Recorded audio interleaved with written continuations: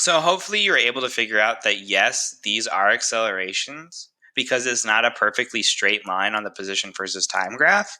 That must mean the slope is increasing in this case and decreasing in this scenario. What this looks like on a velocity versus time graph is where before we only saw straight constant lines at a constant velocity.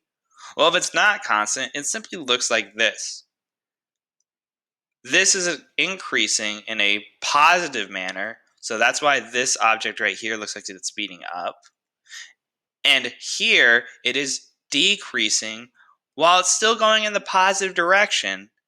It is slowing down and the value of the velocity is going down towards zero, which is exactly what this graph is doing, where it's eventually kind of plateauing. Okay? So, the real important stuff though, why am I focusing so much on graphs when half this class is math? Well, we're getting to that right now. So, math, of course, in this class is very important. Some of you have probably already figured that out. This is our first acceleration formula for this class. It is final velocity minus initial velocity divided by change in time.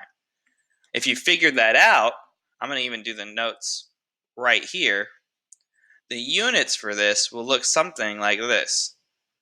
Meters per second divided by seconds is the same thing as meters per second squared.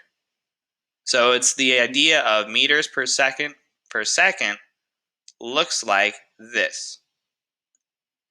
These variables where you see a v with a little f mean final velocity, v with a little I means initial velocity, and again, that delta means change in this case, t, which is time.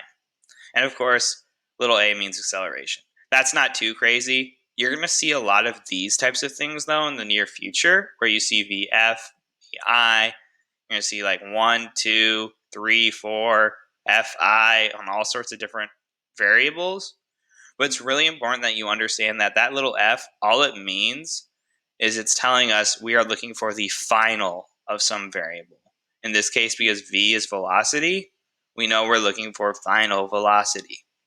Same thing with this case, that little I always means initial. And because it's v, we know we're looking for initial velocity. Okay, next thing we're doing, actual problems. Ooh, exciting, right?